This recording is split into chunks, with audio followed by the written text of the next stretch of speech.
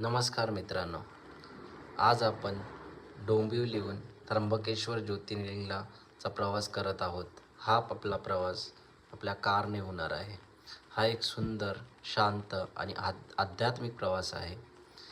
डोंबिवली ते त्र्यंबकेश्वर हे अंतर साधारण 160 किलोमीटरचे आहे आणि याला आपल्याला 3 ते 4 तास लागणार आहेत. आम्ही सकाळी लवकर निघालो कारण त्यावेळेस ट्रॅफिक पण कमी असतं आणि रस्त्यावरचा निसर्ग खूप सुंदर दिसतो.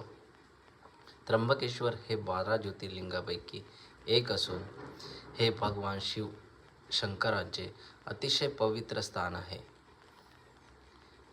इथेच गोदावरी नदीचा उगम होतो आणि इथला परिसर शांत आणि भक्तिमय आहे.